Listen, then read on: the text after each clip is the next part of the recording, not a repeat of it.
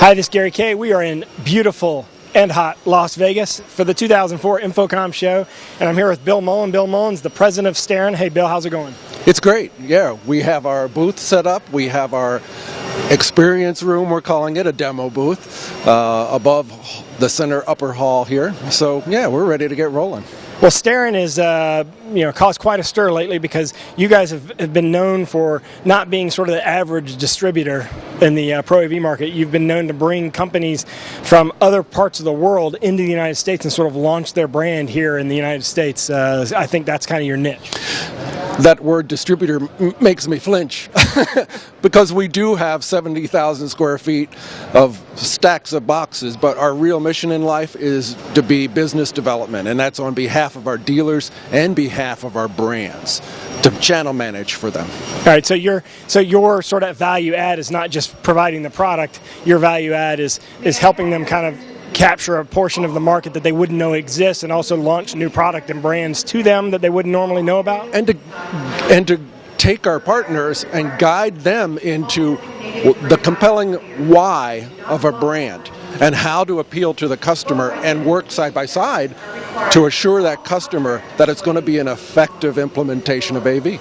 Give me an example of one company that maybe an integrator wouldn't have heard about, but you brought them into the market and you were able to pull that off. You know, two come to mind readily. One is Riva Labs, that was recently acquired by Yamaha. So I take great pride in our baby. Together with Riva Labs, we had a great synergy where we forged the market for wireless, compact, convenient, flexible microphones that could be positioned specifically for conferencing and collaboration purposes. So that's number one. And number two is Wow Vision, which again we're featuring here at the show along with Riva Labs. But that just had Kramer take a stake in the company. It's not being absorbed. It's still Wow Vision as a brand. Kramer will have a complementary product to that. So there again, I take some pride that Starin was able to, with our partners, build a business and have really effective solutions to offer customers. And so what's the magic formula? I mean, is this something that you're doing alone? Do you have a team of people just kind of scouring shows internationally to find products that are unusual that people don't know about, or sort of how do you pull this off? Like what's the process? It's not me alone, that's for sure.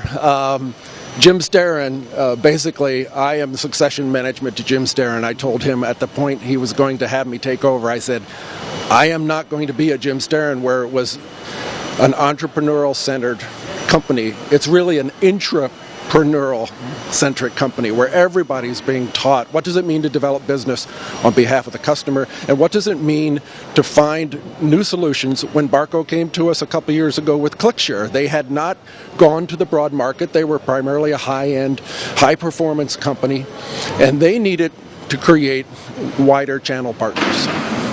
So, is there a secret sauce? There probably is, but I probably wouldn't want to tell you.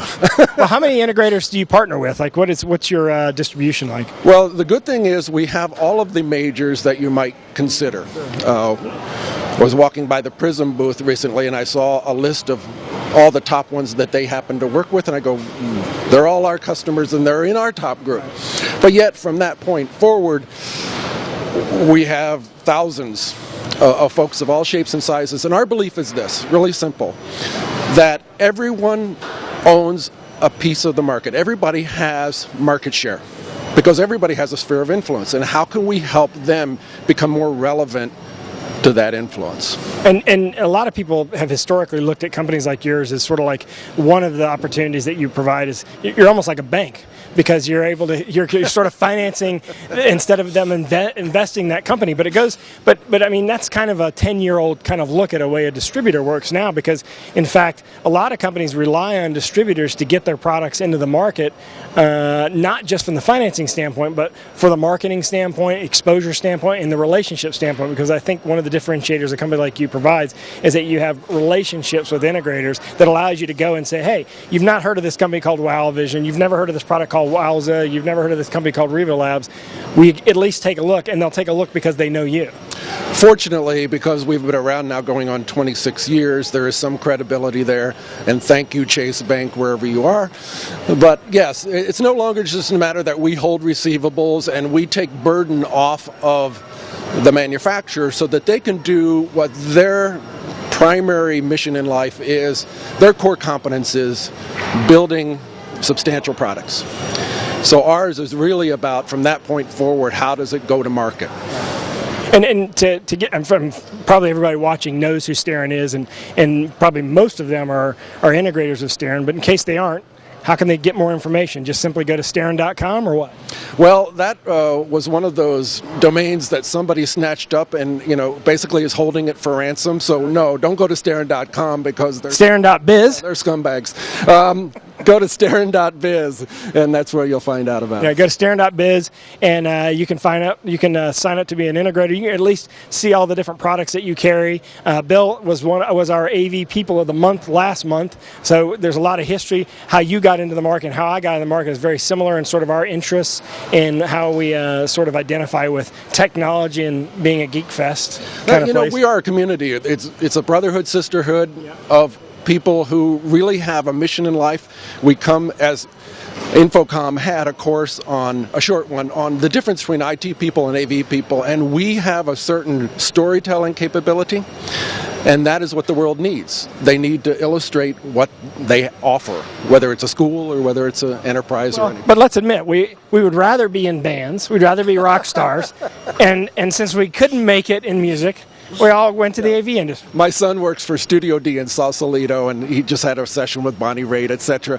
One of my best friends says, "Oh, he's an AV guy. He just hasn't realized it yet." He hasn't realized his full potential. No, that's actually sadly true in many cases, but we do love this industry, and if it wasn't for all the failed music opportunities that we didn't grab, we wouldn't be here, right? I mean, so this is a great thing. So Starin.biz. Bill, thanks a lot. I know you're in the middle of setup. The show hadn't even opened. The show doesn't even open until tomorrow, but we're still going to make our way around the show, do some interviews, talk to some people who are sort of steering and guiding the industry, and congratulations on not only bringing companies like Riva Labs to the industry and Wow Vision, but also a few other new companies that will make their debut at this year's InfoComm and next year's InfoComm. So you can check them out at Starin.biz. Thanks, Bill. Appreciate it.